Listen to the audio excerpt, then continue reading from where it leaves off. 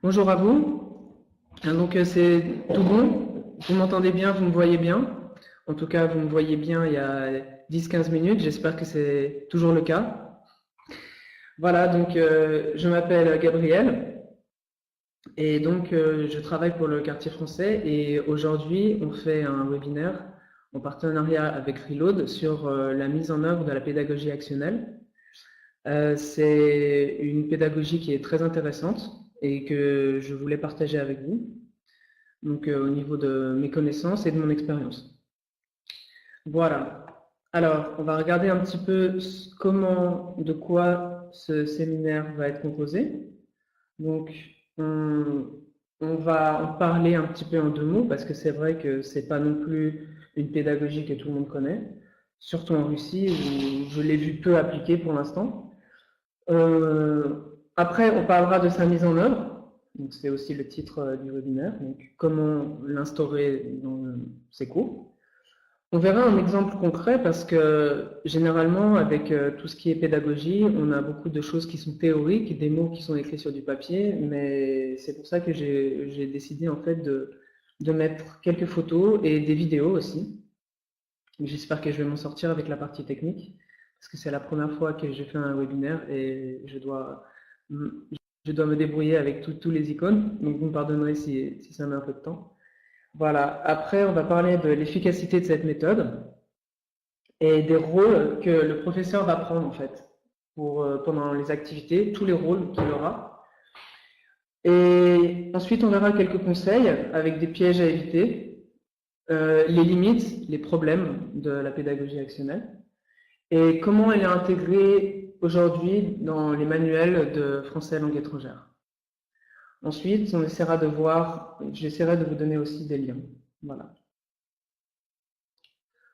Alors, la pédagogie actionnelle en deux mots, c'est aussi appelé pédagogie de tâche ou pédagogie de projet. Donc, actionnelle, c'est pas un mot qui est très fréquent en français, c'est pédagogie par l'action. Voilà, donc vous avez le mot action, tâche, projet. En anglais, ça s'appelle task-based learning et c'est assez populaire dans l'enseignement de l'anglais. Voilà. Donc, dans cette approche, en fait, on considère, je vais vous mettre le slide. Voilà. On considère l'usager, le pratiquant, le participant, comme un acteur social qui accomplit des tâches. C'est-à-dire qu'il prend le rôle qu'il a dans la vie. Dans la vie, on doit accomplir des tâches, on doit aller à la poste, on doit monter des meubles, on doit accomplir des tâches qui sont langagières ou pas langagières. Voilà. Donc, c'est comme ça, en fait, qu'on considère le participant comme un acteur social, une personne sociale. Donc, les personnes qui vont agir pendant l'exercice vont aussi agir dans la vraie vie. C'est-à-dire que c'est comme une simulation, en fait, de la vraie vie. Au point de vue des objectifs de communication, on ne communique plus seulement pour parler, mais on communique pour agir ensemble. Et c'est ce qui donne toute sa signification à cette pédagogie, en fait. Voilà, donc c'est pas seulement de la communication, c'est de la communication qui sert à quelque chose, à agir.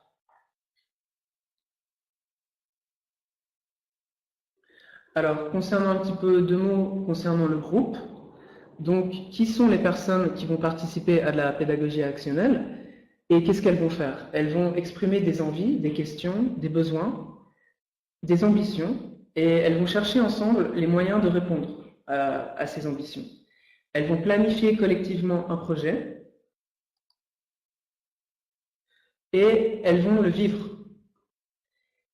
On dit souvent que la pédagogie actionnelle est très efficace parce qu'elle fait travailler les 4 compétences. Donc les compétences de réception, compréhension orale, compréhension écrite, parce qu'on peut avoir des documents à lire, compréhension orale parce qu'il faut écouter les autres, bien sûr, dans une situation de communication, et production orale et production écrite, si par exemple on doit écrire des choses. Donc on a les quatre compétences et même la 5e et la 6e qui sont donc la production orale et écrite en interaction. Voilà. Alors, avant de commencer un projet, le participant doit bien visualiser ce qu'il doit faire et il doit se représenter ses besoins au niveau langagier. Qu'est-ce qu'il va devoir utiliser?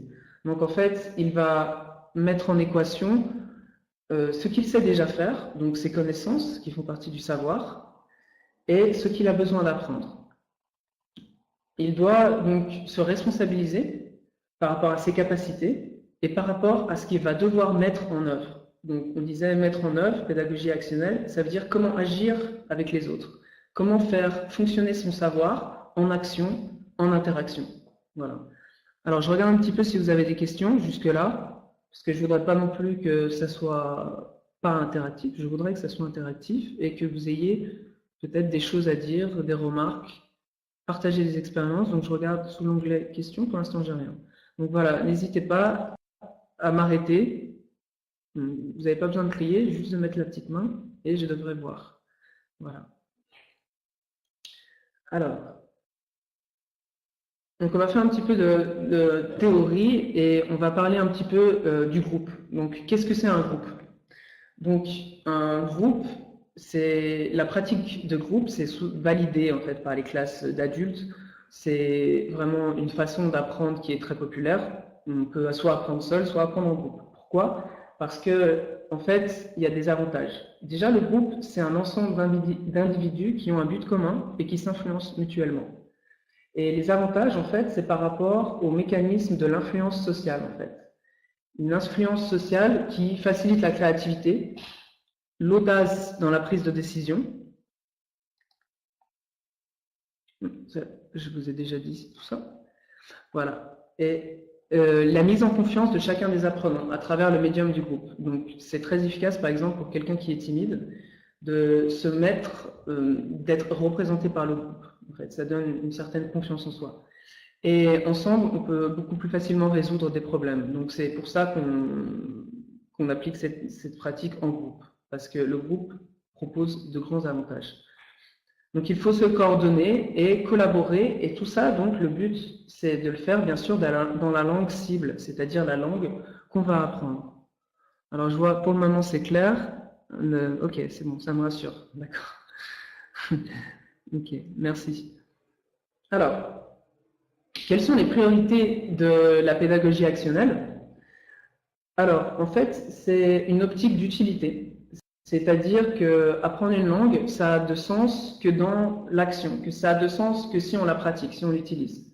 Donc, comme je disais tout à l'heure, la classe va devenir comme une petite micro-société et l'apprenant, donc le participant, un acteur social. Donc, on cherche à se rapprocher le plus possible des conditions que l'on a dans la vraie vie. Donc ça a été mis en place par le CECRL, qui veut en fait intégrer les gens dans la société. Donc c'est une activité qui tourne l'individu vers la société parce qu'il lui demande d'être social, de collaborer, de communiquer. Donc c'est à des buts d'insertion professionnelle aussi que le CECRL met la priorité et développe de plus en plus le français. Donc c'est le cadre européen commun de référence pour les langues dont je vous parle, et voilà, qui fait des textes de référence pour les enseignants, pour les pédagogues, et qui définit des objectifs. Donc, comment on va enseigner le français? C'est eux qui ont fait les échelles de niveau A1, A2, B1, B2, C1, C2, et en ce moment, enfin pas en ce moment, ça fait déjà pas mal d'années, qui développent la pédagogie actionnelle parce qu'ils se sont rendus compte de son utilité et de son efficacité. Voilà. Donc, la classe est une excuse pour exercer ses compétences de communication de manière réaliste. Et ce qui compte, en fait, c'est la réalisation de la tâche en elle-même. Ça a la priorité sur la tâche pédagogique ou le développement des compétences linguistiques. Ce qui compte, le vecteur, ça va être réaliser la tâche. Ça ne va pas être bien parler français. Voilà. Alors, les deux, l'apprentissage de la langue et l'accomplissement de la tâche, ça se passe de façon simultanée. À travers l'accomplissement de la tâche, on apprend, et c'est à travers la réalisation de la communication qu'on fait l'action. Donc l'un influence l'autre. Voilà. Alors, on va voir un petit peu la mise en œuvre. Comment la mettre en œuvre dans la classe? Alors déjà, il faut se poser la question, qu'est-ce qu'une bonne tâche? Donc, on va revenir sur ce principe d'utilité. Est-ce que l'accent, alors on va prendre, est-ce que l'activité va éveiller l'intérêt de l'apprenant? Donc ça, bien sûr, pour avoir les apprenants, un étudiant qui s'implique, il faut éveiller son intérêt. C'est-à-dire, ça, c'est la première chose. Il faut que l'activité soit intéressante. Intéressante, pas forcément pour vous, mais pour votre public. Donc ça, c'est la première chose sur laquelle il faut réfléchir. Voilà. Ensuite, est-ce que l'accent est mis principalement sur le sens? C'est-à-dire le sens de la communication. Ici, c'est le sens par opposition à la forme. Ici, on se concentre, comme je disais, sur l'accomplissement de la tâche et pas sur les formes langagières. Donc, si vous voulez une bonne tâche, il faut qu'elle ait du sens. Et l'attention va se porter sur le sens de la communication et pas la forme. Voilà, c'est-à-dire qu'on ne va pas corriger les petites erreurs de langage. Alors, y a-t-il un objectif à remplir ou un résultat qui est démontré ou qui est démontrable ou qui peut être partagé? Voilà. Alors, il faut proposer quelque chose de concret. Il faut soit toucher, soit ressentir le produit. Le produit, ça va être quelque chose de fini. Ça peut être un produit physique ou ça peut être un service qu'on va mettre en place. Mais il faut en tout cas qu'on puisse sentir qu'on a fait quelque chose, en fait. C'est pour ça que le plus important, c'est d'arriver à un produit fini. Donc c'est une simulation, mais il faut vraiment produire quelque chose à la fin. Quelque chose qui soit tangible, quelque chose que l'on peut toucher. Alors, le succès est-il jugé en termes d'objectifs plutôt qu'en termes d'exactitude de langue? Donc ça, c'est ce qu'on a dit un petit peu avant. Ce qui conduit l'activité, ça va être un objectif qui est structuré, éclaté en petits sous-objectifs. Des sous-objectifs concrets d'accomplissement de tâches et pas des objectifs linguistiques. Voilà. La réalisation de la tâche est-elle une priorité? Donc ça, c'est encore la même chose, c'est une question qu'il faut se poser. Est-ce que ça va être une excuse pour vos apprenants à parler, à discuter entre eux, ou est-ce que vraiment ils vont être absorbés par la tâche que vous allez leur donner? Donc voilà, il faut vraiment bien se poser ce genre de questions. Et la dernière, est-ce que l'activité s'apparente à une activité du monde réel?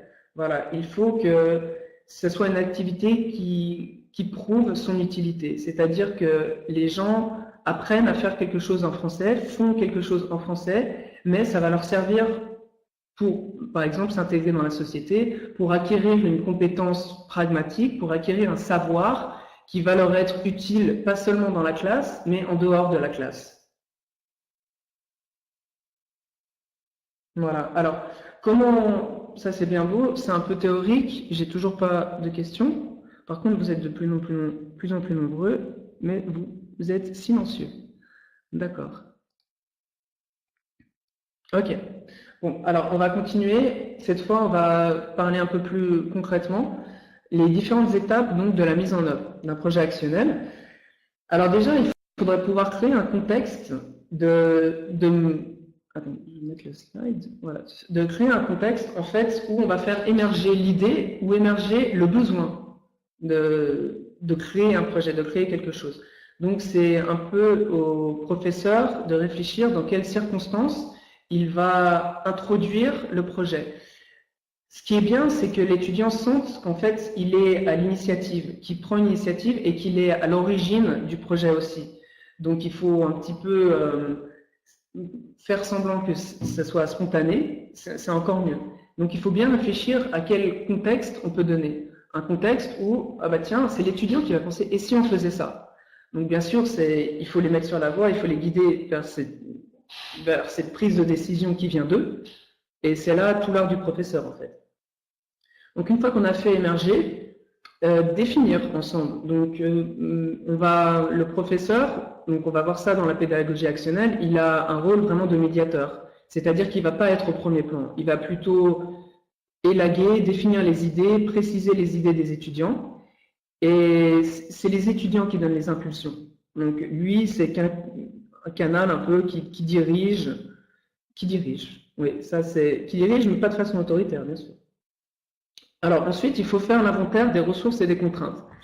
Parce que la pédagogie de projet, c'est quelque chose où on va mettre en œuvre des locaux, peut-être des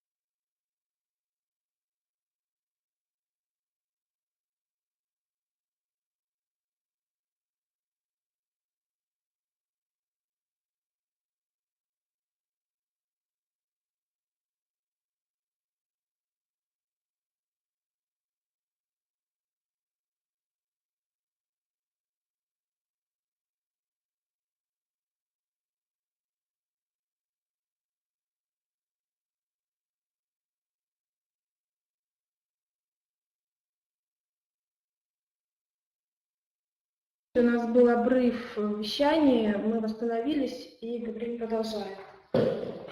Voilà. Alors, donc, j'étais en train de vous dire de faire l'inventaire des ressources et des contraintes avec les étudiants, parce qu'il y a des choses qu'on va mettre en place qui relèvent du domaine du matériel, de la logistique et des choses comme ça. Et il faut aussi être réaliste par rapport au temps des activités, parce qu'une activité peut prendre beaucoup plus de temps que ce que l'on a prévu. Ok, ça marche. Ok, vous êtes toujours là, très bien. Alors, bien sûr, comme je vous disais, réaliser. Donc vraiment aller jusqu'au bout, c'est très important, et le présenter. Si c'est un produit ou un service, il faut l'emmener à l'extérieur de la classe. C'est-à-dire montrer ce qu'on a fait. C'est très gratifiant. Ça vient peut-être du fait que, je ne sais pas, comme un petit enfant qui montrerait à quelqu'un ce qu'il a fait. Et voilà, c'est un sentiment, voilà, de ce qu'on a créé, on le partage. Voilà. Alors, après, il y a une phase qu'on prend rarement le temps de faire, malheureusement, c'est la phase de feedback, de retour. Donc, on fait un feedback sur les résultats qu'on a obtenus et tout le processus. Alors, en quoi consiste ce feedback? En des analyses, des conclusions, un bilan de compétences, donc comment les élèves se sont débrouillés par rapport à leur français, et après, on peut proposer des activités de prolongation, donc des prolongements éventuels. Ça peut être par exemple donner une tâche à l'écrit à faire pour réutiliser tout le vocabulaire qu'on aura vu en action, en interaction pendant l'accomplissement de la tâche. Donc dans cette partie d'analyse, qu'est-ce qu'on va évaluer? Donc on va évaluer le projet en lui-même, la construction et ses étapes, toutes les étapes, comment ça s'est déroulé, et les productions des apprenants et leur niveau des compétences en français, et leur degré d'implication dans le processus. Donc ça, c'est un très bon feedback aussi pour le professeur, savoir, parce que c'est aussi sa responsabilité d'impliquer les élèves. Donc voilà, tous ensemble, on fait un grand feedback là-dessus. Alors, je voudrais vous parler d'un exemple, comme je vous disais, on va essayer de garder ça concret, et je vais vous montrer une petite vidéo que j'ai faite avec des enfants et des adolescents qui étaient âgés de 9 à 16 ans. Ils le sont toujours parce que c'était il y a un mois. Donc, il y en a peut-être qui... Enfin, voilà, c'est la tranche d'âge 9-16 ans. Public enfant, adolescent, ils sont 17. Les niveaux, ça va de A1 à B1. Et donc, le projet, c'est organiser un grand défilé de mode. Alors, qu'est-ce qu'on a? On était 2 professeurs. La tâche en elle-même, c'est-à-dire le défilé en lui-même, a duré 1h30. Et on a eu 4h30 de préparation, c'est-à-dire en gros 3 cours d'1h30 pour préparer la tâche. Alors, le matériel dont on a eu besoin, des vêtements bien sûr, pour un défilé de mode c'est mieux, des micros, un système son et des chaises, très bien sûr. Ok, alors maintenant je voudrais vous montrer le produit final, c'est-à-dire comment ça s'est passé. Alion, pожалуйста.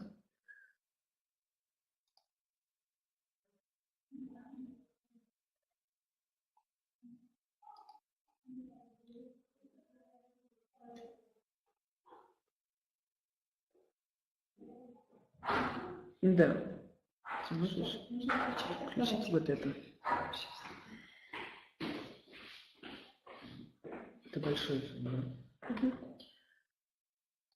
Так, уважаемые слушатели, сейчас мы будем демонстрировать рабочий стол, чтобы вы смогли посмотреть видео. Так. Скажите, пожалуйста, видите вы сейчас Яндекс.Диск? Напишите, пожалуйста, в чат. Вот мы сейчас переключаемся на файлообменник. Чтобы нам быть уверены, что вы видите видео, напишите в чат. Нет.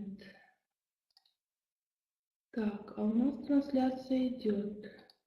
Так, хорошо, давайте тогда сейчас попробуем все-таки запустить видео. Так, какое нам видео нужно? Вот это, да?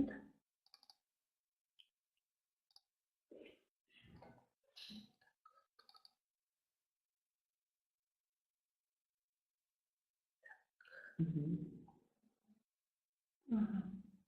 Появилось сейчас видео, вот предыдущий кадр. Видели вы видео? Видите презентацию. Странно. Рабочий. Трансляция идет у нас рабочего стола. Так. Вот сейчас я переключаюсь опять на видео. Не появляется у вас? Картинку из видео не видно? Нет. Очень странно. Так.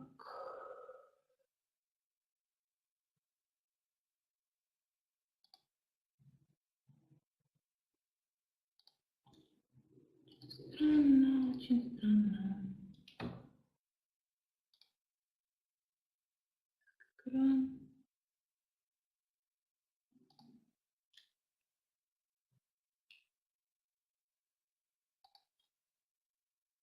Так. Pourtant, avant, on avait un petit moment. Да, что там написано? Да. Может быть, если время, надо faire, типа. Так, ладно, давайте попробуем проиграть.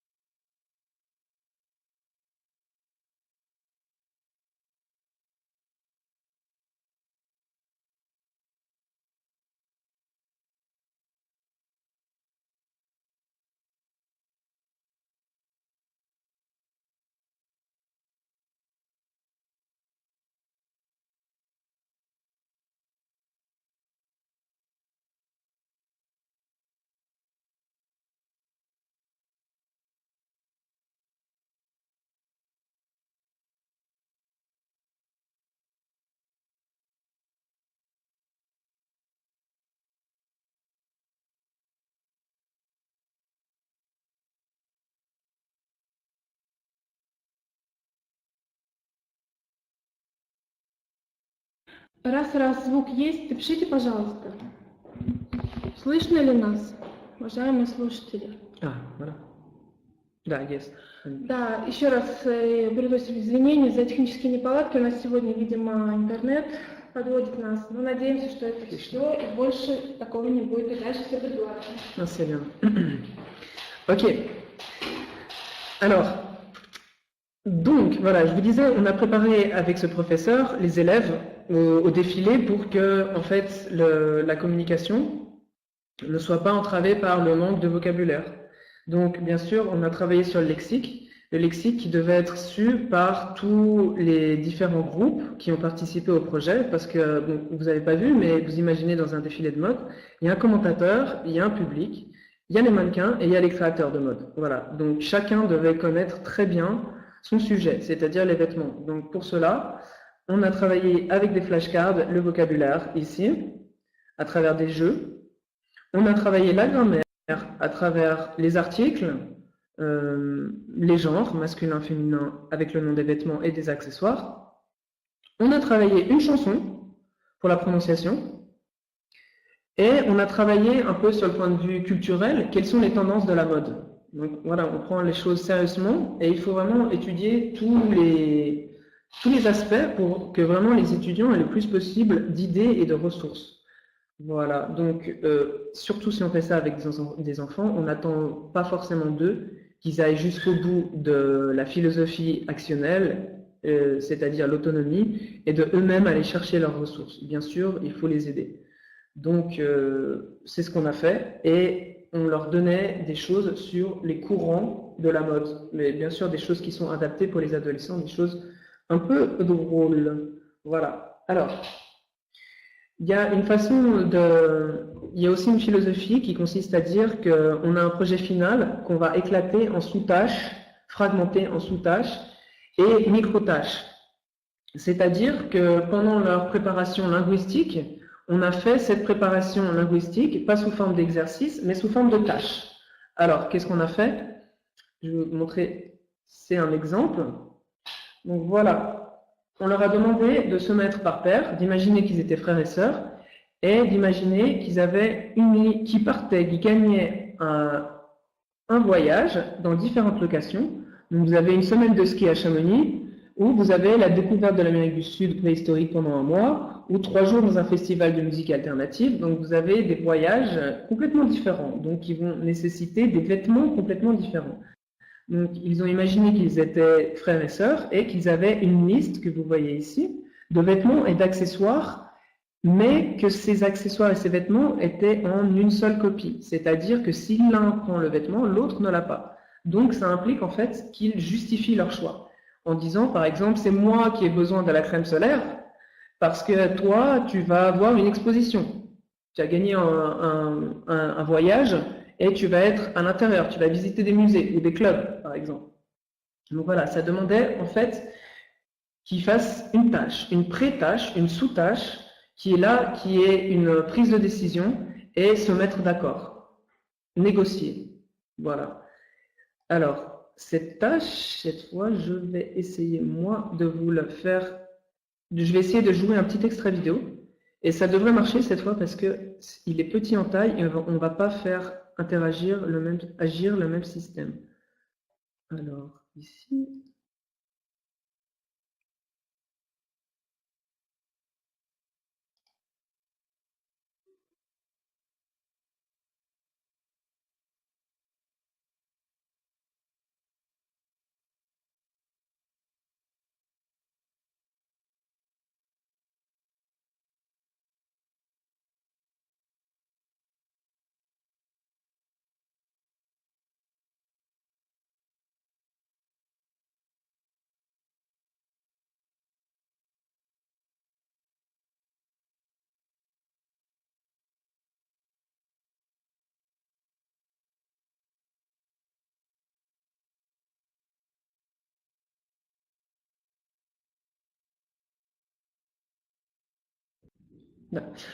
Excusez-moi, je pensais qu'on pouvait le faire, mais on ne peut pas.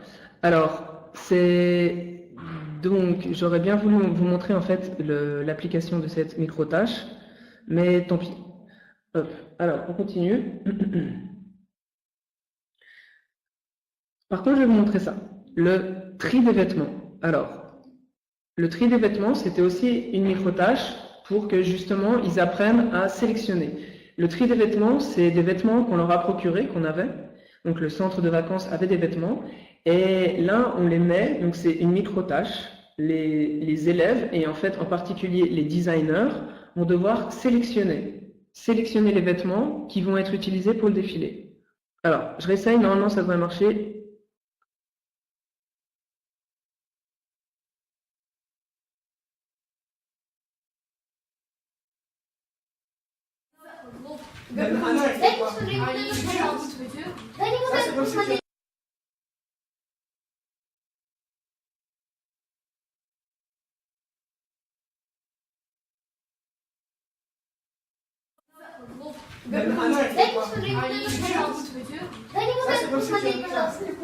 На французском.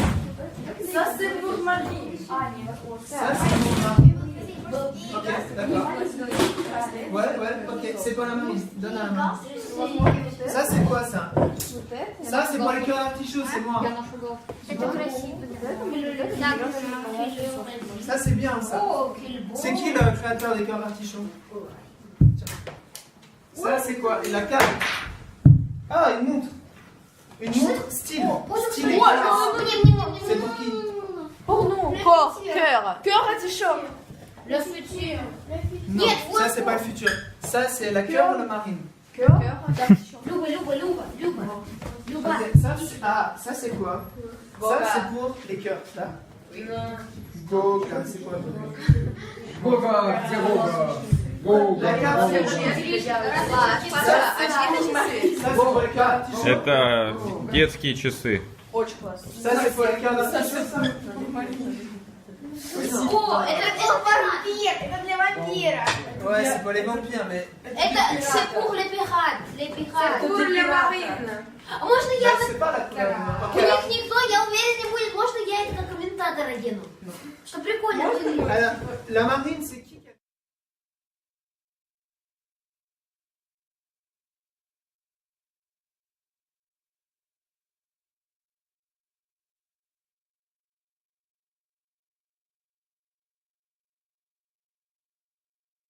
Là, c'est bon? Ok, donc là, je ne sais pas si vous avez eu le son, mais même si vous n'avez pas eu le son, vous avez dû voir que c'était de la négociation. C'est-à-dire, même à travers les mouvements, vous voyez les gestes. Voilà, moi j'avais des vêtements, et en fait, c'est eux qui devaient justifier le fait d'avoir ce vêtement ou pas. Pourquoi ça convient à ma collection, pourquoi ça convient à mon défilé.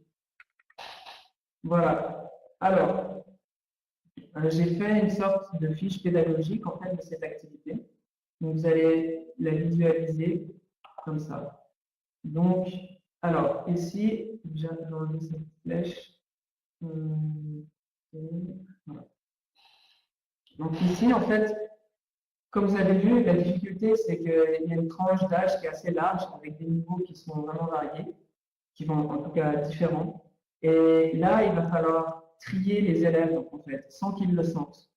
Par exemple, les élèves qui ont moins de facilité à communiquer, on va plutôt les mettre en tant que mannequin, parce qu'un mannequin défile et il n'a pas forcément besoin d'avoir accès au langage. En fait, il devra simplement comprendre. Donc, il faut simplement s'assurer qu'il comprend ce que dit le commentateur. Donc, on leur a imposé, bien sûr, de synchroniser les mouvements du mannequin à ce que disait le commentateur. Donc, si le commentateur disait « Et voici la nouvelle collection de chaussures d'été en peau de lézard », il devait comprendre qu'il devait s'arrêter et mettre en évidence leurs chaussures. Donc, voilà, les mannequins devaient être en synchro avec les commentateurs. Mais on a eu tendance à mettre ceux qui maîtrisaient le moins le français en tant que mannequins, bien sûr. Et au contraire, ceux qui étaient les plus loquaces, qui parlaient le plus et qui avaient le plus de facilité, on les a mis en tant que commentateurs. Donc, chaque équipe proposait une collection et quand ils ne défilaient pas, ils jouaient le rôle de juge, c'est-à-dire qu'ils regardaient les autres équipes défiler et ils les notaient. Donc,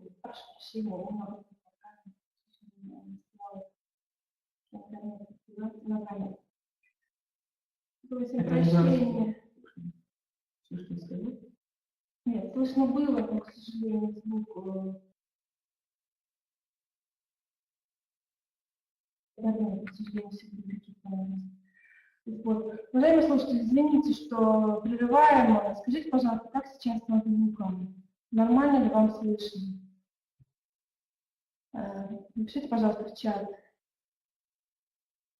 Потому что, к сожалению, сегодня у нас Слышно нормально. да, звук прерывистый. Приносим свои извинения. Это, к сожалению, интернет. Он сегодня нас подводит. Так. Ну, мы сейчас постарались немножко поправить, не стало получше.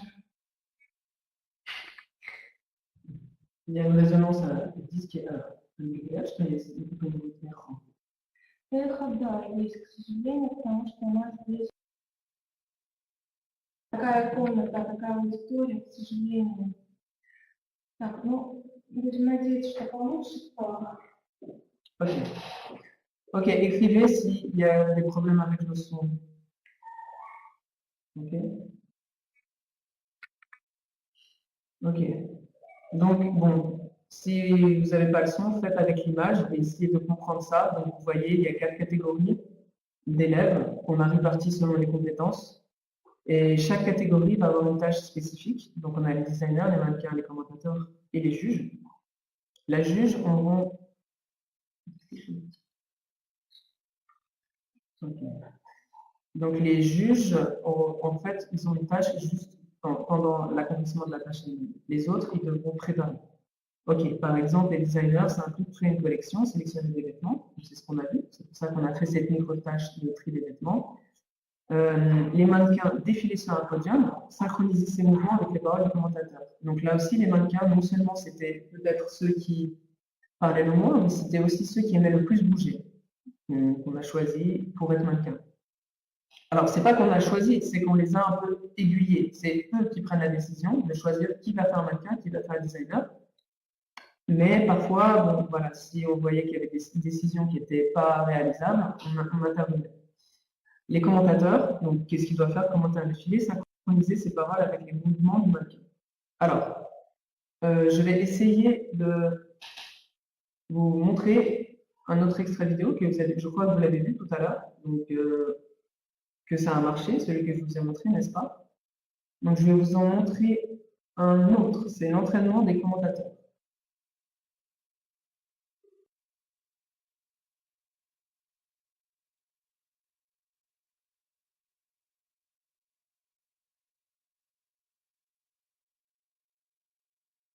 On écoute. Bonjour mesdames et messieurs, aujourd'hui nous vous ferons en présentation la collection qui s'appelle le cœur d'artichoc.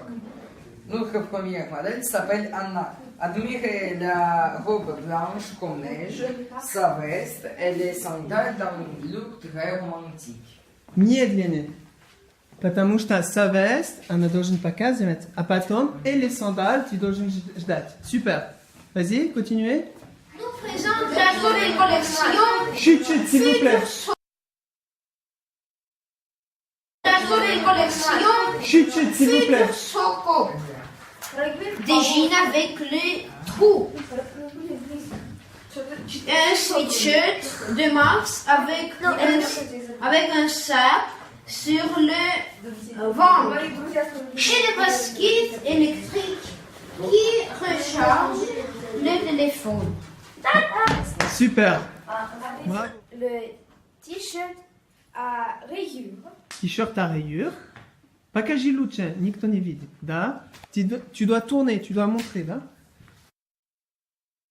Ok, ensuite.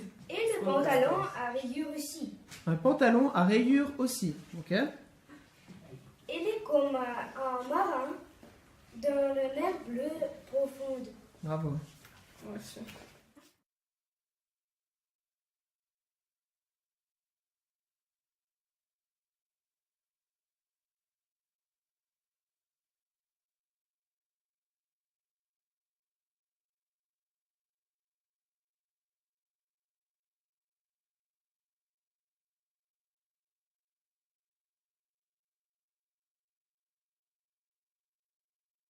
est-ce qu'on entend en fait ces extraits vidéo? C'est ma question. Est-ce qu'on entend bien ce qui se passe? Est-ce que vous arrivez à entendre?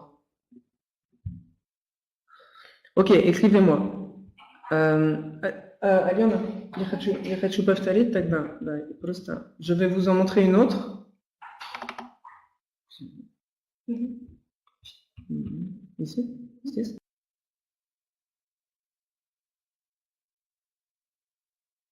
On fait tous comme elle. Мы по очереди сейчас, да?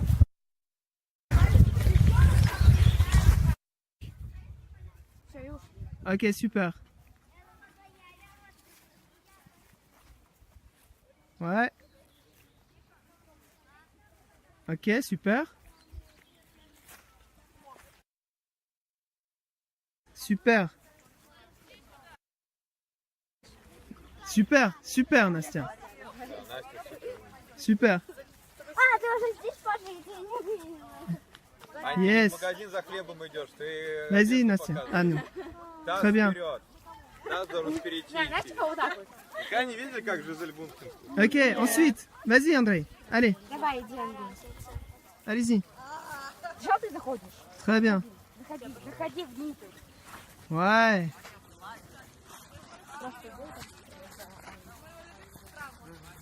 Super. Super. Bravo. Modèle de la collection.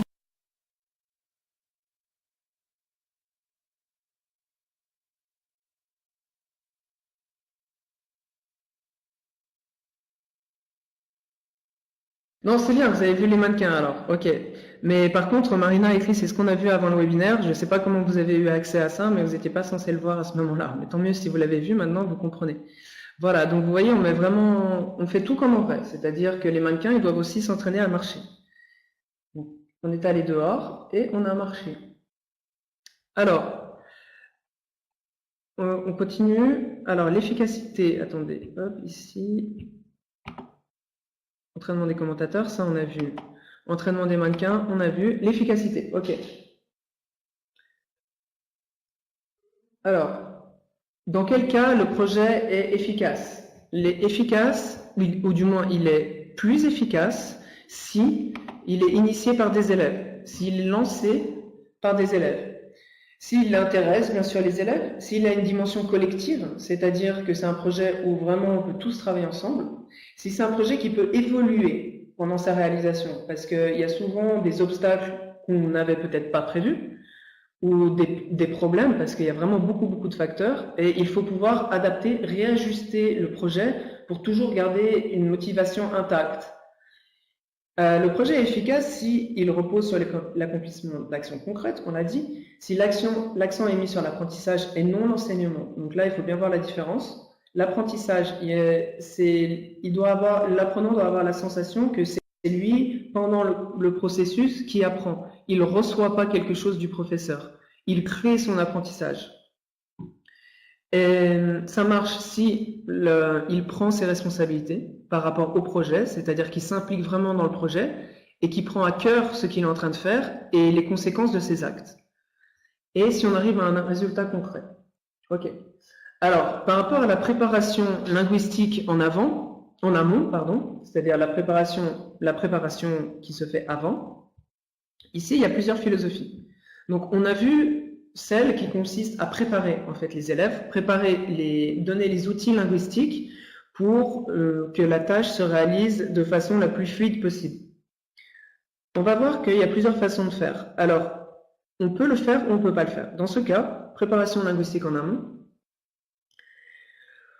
Donc, comme je vous ai dit, certains pédagogues cherchent à préparer le plus possible à la tâche à travers la réalisation d'exercices qui sont ciblés sur certaines fonctions, certaines utilisations du langage qui vont être utilisées pendant la tâche.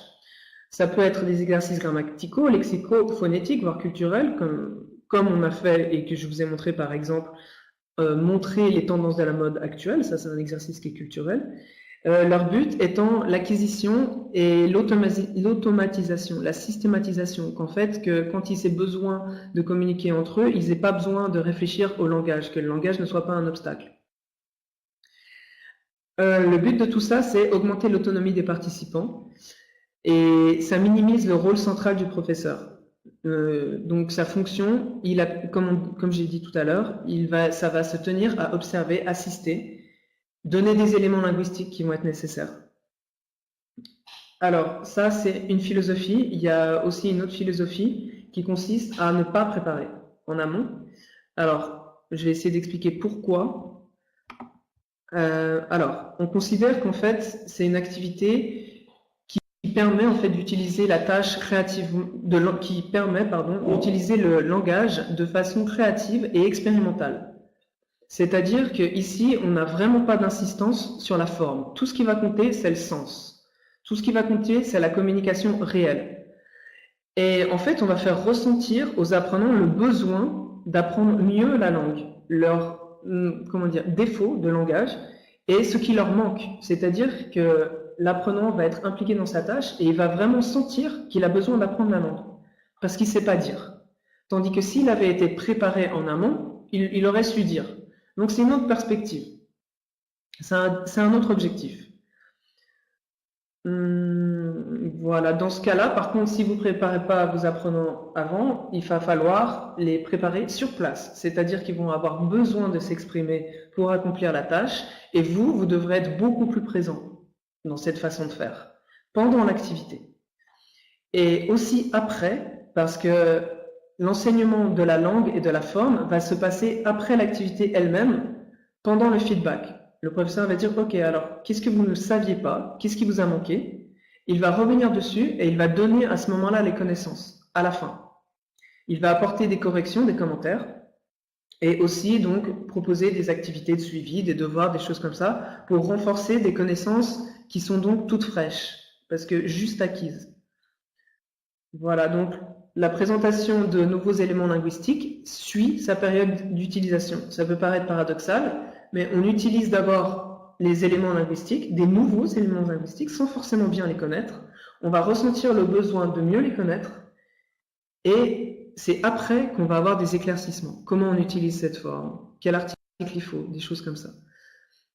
Voilà, c'est aussi intéressant. Moi, c'est comme ça qu'on m'a présenté en fait cette pédagogie, parce que j'ai eu ma formation qui a été faite en Australie, donc dans un milieu anglophone. Et c'est comme ça. Moi, on m'a dit qu'il n'y avait pas de préparation vraiment linguistique en amont. Tout se faisait sur place. Tout l'intérêt était la tâche et après faire ressentir à l'élève ce dont il a besoin et lui donner les éléments linguistiques. Alors, on va parler un petit peu du rôle du professeur. Alors, c'est un rôle, bien sûr, vous l'avez compris, d'organisation. Bien sûr, il faut vraiment avoir envie de le faire pour le faire, sinon c'est pas la peine, parce que ça peut demander vraiment pas mal de travail. Le professeur donc doit anticiper les problèmes de langage, les différences de niveau, comme on a eu aussi avec les enfants et les adolescents. Vous avez vu qu'il y avait une tranche d'âge qui était large. Donc ça, c'est un des problèmes que le professeur doit anticiper. Il doit choisir des ressources, les adapter ou les créer. Comme vous avez vu, par exemple, si vous travaillez avec un public d'enfants, il va falloir leur donner des idées. C'est-à-dire, il va falloir leur donner des documents, vidéo, audio, écrits. Et ces documents, il va falloir bien sûr les adapter à leur niveau, s'ils ne le sont pas. Donc, choisir des bonnes ressources, les adapter ou voire même les créer, ce qui prend encore plus de temps. Il va devoir bien sûr se procurer le matériel nécessaire. Donc, par exemple, pour le défilé de mode, ça va être des micros, des enceintes, qui va être le plus pénible à trouver, le moins facile. Il se procure l'équipement, il doit trouver les infrastructures et il doit aussi, alors dans le cadre d'un projet vraiment plus vaste, contacter des organismes ou des individus partenaires. Si par exemple, dans le cas que je vais vous montrer ici, d'un échange linguistique. Alors, on va aller, ça c'est ce que je vous disais, et on va regarder ce cas. Donc voilà, ici, regardez un petit peu. Rien qu'avec les photos, vous devez vous faire une petite idée. La tâche finale, c'est une tâche, on ne peut pas plus motivante, c'est partir dans un autre pays pour pratiquer la langue. Donc, ça implique justement un énorme travail d'organisation, par exemple du professeur, qui va devoir contacter des instituts partenaires ou des structures partenaires pour organiser cet échange. Voilà, donc ici, je pourrais aussi attirer votre attention, j'avais pas pensé, mais ça peut être intéressant, à ce genre de fiche pédagogique. Alors, si je retrouve ma petite flèche, voilà. Donc, vous voyez, la tâche finale, comprendre et s'exprimer en langue étrangère dans la classe, dans les familles et en ville étrangère. C'est-à-dire partir, là, c'était un échange Brésil-Uruguay, avec comme langue le français, je crois. C'était des lycées français. Scénario d'apprentissage, action. Donc, ils vont tout le temps utiliser compréhension écrite, expression écrite, en échangeant les courriels entre les correspondants, bien sûr. Donc, vous voyez que c'est vraiment une tâche qui va trouver son application concrète. On va partir dans un autre pays. Donc, il y a de quoi motiver. Et compréhension écrite, expression orale en interaction, organisation de l'échange, bien sûr, parce que quand vous allez parler à des structures, eh ben, ça va être en direct, ça va être interactif. Et vous voyez ici tous les objectifs. Donc, l'immersion linguistique et culturelle des 2 semaines. Voilà, montée vidéo, compétences linguistiques qui vont être développées. Bien sûr, ça va de soi. Compétences socio-linguistiques, compétences pragmatiques, apprendre à organiser un voyage et son itinéraire. Voilà. Donc, la compétence pragmatique, ça va être par rapport au contexte. Ça va être, c'est pas par rapport au langage. Voilà, je ne vais pas venir dessus, ça va être un peu trop long à expliquer. Alors, le professeur aussi est un gestionnaire de l'espace de travail. Donc l'activité, il va avoir du mouvement, il faut peut-être déplacer des tables, trouver un équipement en direct, parce que d'un coup, les élèves, les apprenants ont besoin de quelque chose. Donc il doit s'assurer que tout marche bien, que les conditions de travail soient les plus ergonomiques possibles, les plus efficaces. La communication intra-groupe doit être facile et aussi entre les groupes entre eux. Et il doit pouvoir trouver des solutions rapides si des problèmes apparaissent, par exemple. Voilà. C'est bien sûr pendant qu'il y a l'activité, il ne dort pas, c'est un observateur actif. Il s'assure que tous les participants sont en synergie et que tous sont impliqués. Il doit pouvoir fournir des connaissances sur le tas, tout de suite, s'il est sollicité par des élèves. Il est donc une personne ressource. Le plus important, c'est qu'il sache se mettre en retrait, parce que dans la pédagogie actionnelle, on met l'autonomie de l'apprenant au premier plan. Donc, c'est eux qui doivent passer les étapes. Le professeur est simplement là pour guider, rendre les choses plus fluides, mais il y a vraiment une prise de décision totale du groupe, des élèves. Et c'est vraiment que si le groupe se perd trop, que le professeur va intervenir. Mais parfois, il doit même laisser le groupe se perdre. Ça peut ça peut être efficace. Ça peut leur permettre de se rediriger dans une autre direction. Voilà. Alors, quelques conseils. Alors, avant le projet, ça on a déjà dit, préparer une situation génératrice d'une idée de projet, le définir. Il faut bien le définir au niveau de sa forme, des contraintes de temps et du matériel. Essayez d'intéresser la classe le plus possible. Pendant le projet, bien définir les enjeux de chaque étape, les rappeler. Pourquoi vous faites cela? Toujours selon le principe d'utilité. Et si vous voyez que le projet stagne ou que ça devient le projet se traîne, ça devient ennuyeux, il faut réajuster les phases. Peut-être passer à une autre phase ou trouver une façon de relancer la situation. Dans la pédagogie de projet, la communication est constante. Donc, il ne faut pas qu'il y ait de blanc, il ne faut pas que les élèves s'arrêtent de parler. S'ils s'arrêtent de parler, ça veut dire que la tâche s'arrête et qu'il y a un problème. Chacun va prendre des responsabilités, donc ils vont se définir, se mettre d'accord pour prendre des responsabilités et assumer certains rôles. Ces rôles, il faut qu'ils soient clairs. Qui fait quoi? Ça, il faut qu'ils le définissent très bien eux-mêmes. S'ils ne le font pas, il faut les aider à le définir. Et il faut sélectionner les situations les plus motivantes, parce que vous allez avoir par exemple plusieurs groupes qui vont chacun préparer leur version de quelque chose, et il va falloir, en tant que coordinateur, choisir la situation où le produit, il n'est pas encore achevé, mais qui présente le plus de challenge. Parce que ce qui est intéressant, c'est donc vous avez un projet, il a une part de problème à résoudre. Et c'est ça, en fait, qui fait tout l'intérêt. Et c'est ce qu'il faut pouvoir sélectionner. C'est ce qu'il faut, en tant que professeur, pouvoir repérer et dire, ah, là, il y a un élément qui va devoir leur faire trouver des solutions ensemble. Donc, je vais choisir cet élément, je vais le mettre en avant pour qu'ils continuent à négocier, à parler, à communiquer.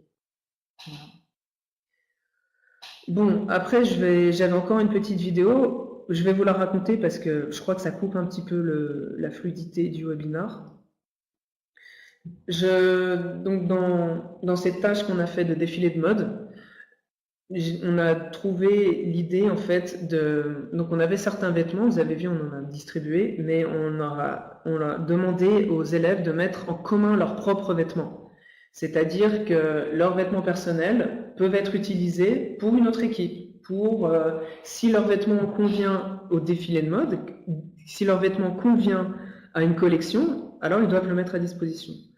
Donc c'est psychologique, si vous donnez des vêtements, vos vêtements à vous, ou votre montre, ou des lunettes, des choses comme ça, vous allez vous impliquer. C'est un peu logique. Mais voilà, c'est une bonne stratégie. Alors, quelques pièges à éviter.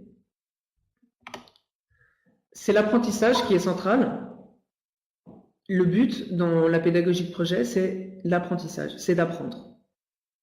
Alors, quand je disais je ne voudrais pas que vous compreniez mal, parce qu'ici c'est écrit « et non le produit à réaliser ». Le but, c'est l'accomplissement de la tâche. Mais ici, c'est le piège que les professeurs doivent éviter, à savoir se concentrer sur la réalisation du produit en lui-même, plutôt qu'au processus d'apprentissage, alors que c'est le processus qui est prioritaire, qui est le plus important.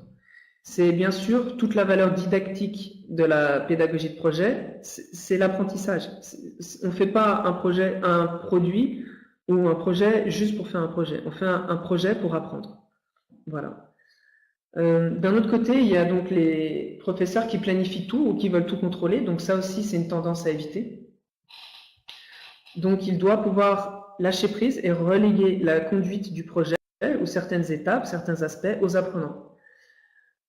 Néanmoins, donc, l'attitude inverse serait en fait de laisser le projet se faire lui-même, s'improviser, et ça va pas non plus. Donc les élèves sentent qu'on a un point de départ et un point d'arrivée, on a défini le point d'arrivée et on se dirige vers ce point d'arrivée-là. On ne va pas définir le projet en cours d'accomplissement. On peut le modifier, lui donner, le modifier pour garder son intérêt, mais le projet ne s'invente pas. C'est un projet qui est défini et il doit finir comme ça. Alors, les limites de la pédagogie actionnelle, c'est que c'est une approche qui ne convient pas à tous les élèves, à tous les profils d'élèves. Certains ne comprennent pas ce qu'on attend d'eux, ils ne comprennent pas qu'ils peuvent agir, qu'ils sont en train de faire un projet. Certains sont trop timides, ou d'autres ont encore un trop grand besoin de structure ou d'encadrement. Voilà. Alors qu'on leur donne l'autonomie et certains ne savent pas quoi faire de cette autonomie. Mais c'est quand même plutôt rare. Donc c'est quand même une pédagogie qui s'adapte à de nombreux publics, âges et profils. Alors comment la pédagogie de projet est intégrée dans les manuels? On va regarder quelques manuels.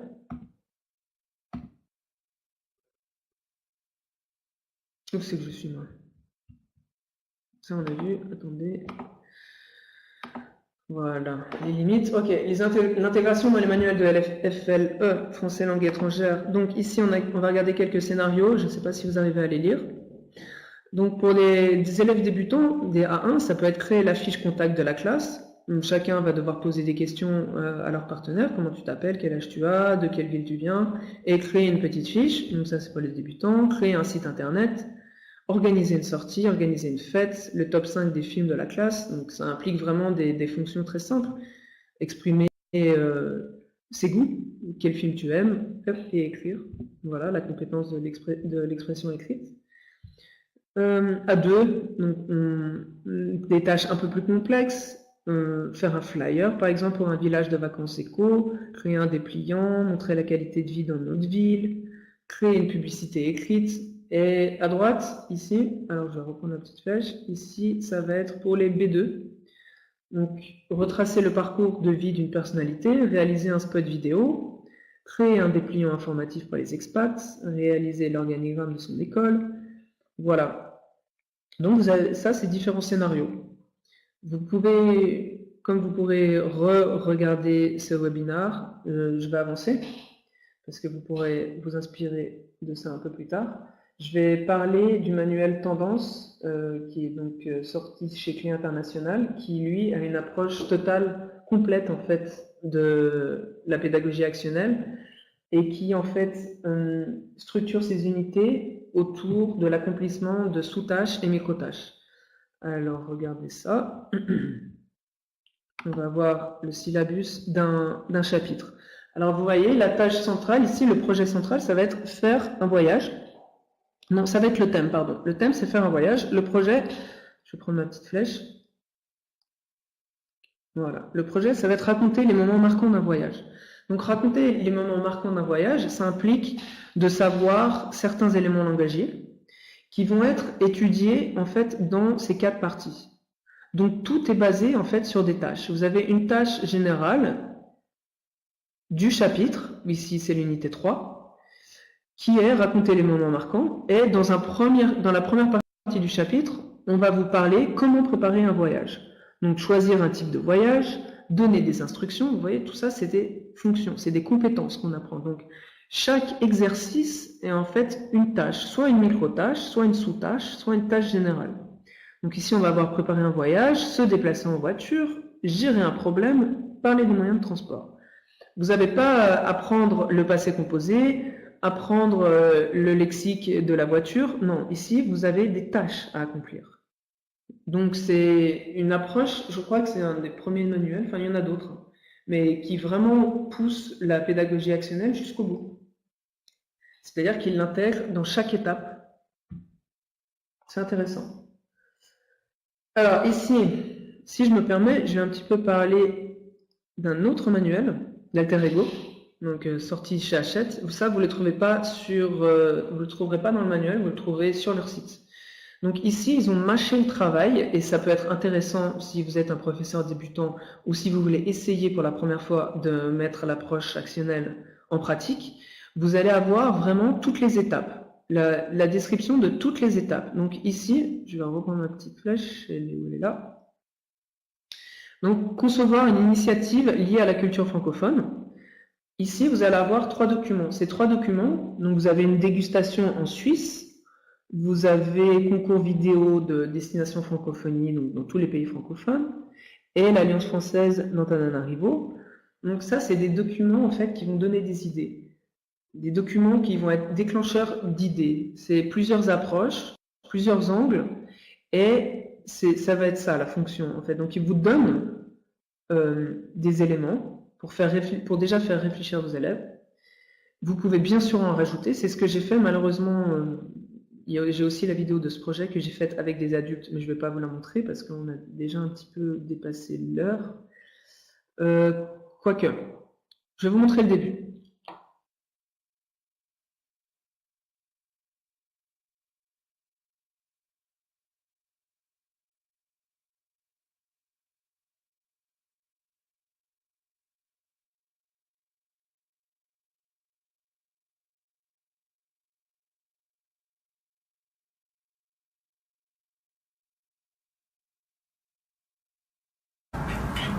Alors, c'est quel genre d'initiative? Est-ce que c'est culturel? Est-ce que c'est des entreprises? Qu'est-ce que c'est?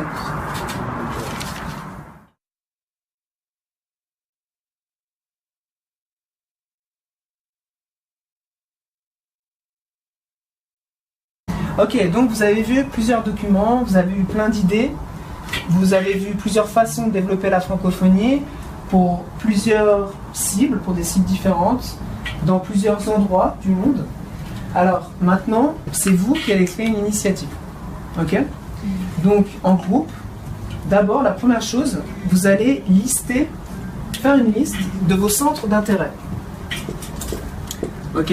Vous allez parler, échanger.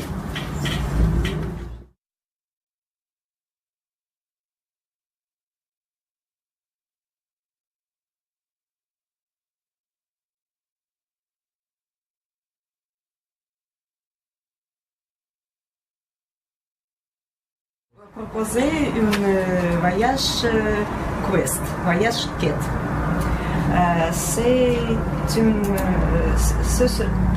Ça serait un voyage pour les gens qui s'intéressent à la culture française et qui apprennent le français. Pendant le voyage, les participants doivent accomplir quelques tâches. Par exemple, trouver un tableau particulier au Louvre, aller aux fromageries et après faire un test de fromage et par exemple l'excursion en vélo ou à pied et pendant cette excursion trouver un bâtiment mystère et faire une photo.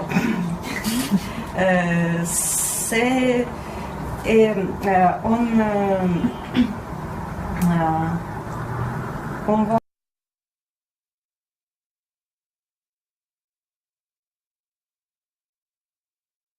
ici, c'est une activité qu'on a fait en 1h30, donc on n'a pas eu de préparation comme le défilé de mode que vous avez pu voir.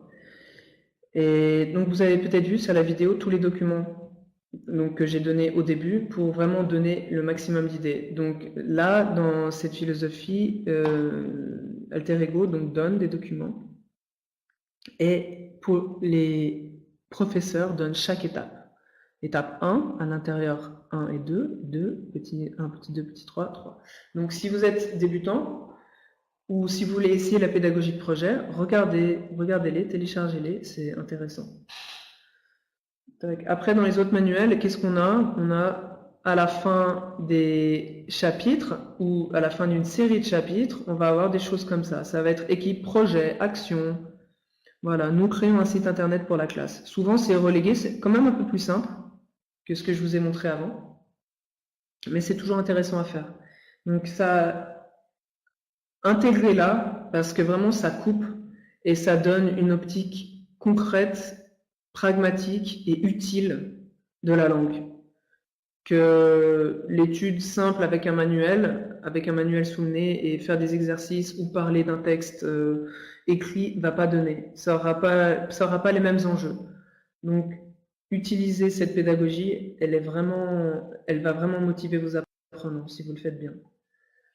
Ok, donc, chez Clé International, vous avez Tendance, le manuel que je vous ai montré avant, donc qui prend tous les niveaux, qui donc est structuré, qui structure tous les chapitres de son manuel avec la philosophie des tâches, une tâche générale divisée en sous-tâches, et qui est aussi appliqué. Alors, c'est pas complètement appliqué sur ce manuel, ça c'est pour les merci, excusez-moi, je dois utiliser ça. Donc merci, c'est pour les adolescents, mais vous avez quelques tâches, donc c'est aussi quelque chose qui se fait de plus en plus dans les manuels pour les adolescents. Voilà. Alors, si vous avez envie de participer,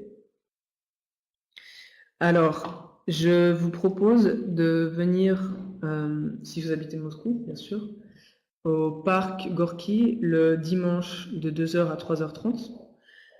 Je vais faire ce dimanche-là une activité autour de la pédagogie actionnelle, donc vous pouvez venir et participer comme participant, et comme professeur, ça peut vous donner des idées.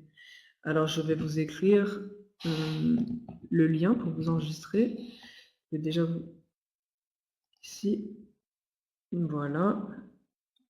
Donc, vous avez le lien ici. C'est le quartier français.timepad. Voilà. Donc, ici, je pense que si je vous l'écris, vous pouvez directement y accéder.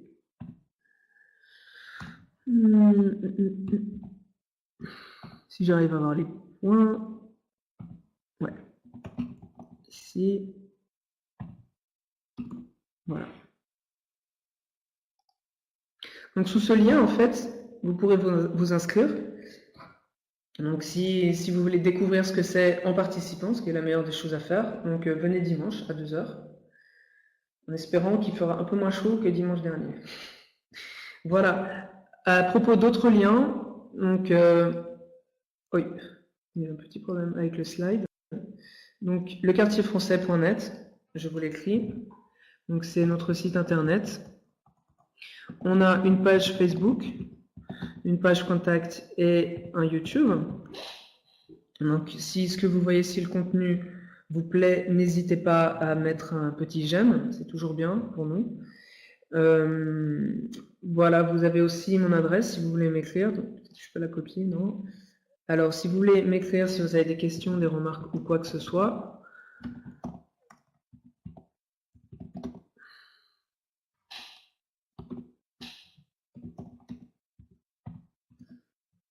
Voilà.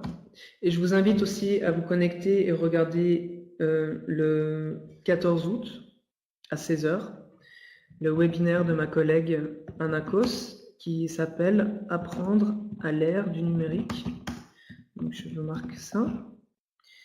Et qui aura lieu le 14 août à 16 h. Voilà, en partenariat avec Reload aussi. Alors, qu'est-ce que je peux vous souhaiter? Je peux vous souhaiter, déjà je vous remercie de votre attention. Alors merci Gabriel, les descriptions des étapes du projet sont vraiment détaillées et concrètes, les techniques et les conseils pratiques sont super, vous avez présenté de bonnes stratégies et des jolis scénarios. Vous avez travaillé avec la collection, merci. Oui, un petit peu. Voilà. Merci Svetlana, merci beaucoup. Ça fait plaisir. Et donc voilà, chers auditeurs, donc je vous souhaite une bonne fin de journée. Je pense que vous allez profiter du soleil puisque c'est une journée en tout cas magnifique ici à Moscou. Et heureux projet, essayez, je vous encourage vraiment d'essayer, vous allez voir, vous allez prendre du plaisir vous-même et vous allez être efficace. Voilà. Donc, Yevgenia, Nadejda, Anastasia, merci, très intéressant, merci. Ok, bah, ça me fait vraiment plaisir, j'espère que ça vous sera utile, que vous en ferez bon profit. Et voilà, je vous souhaite tout le meilleur. Merci.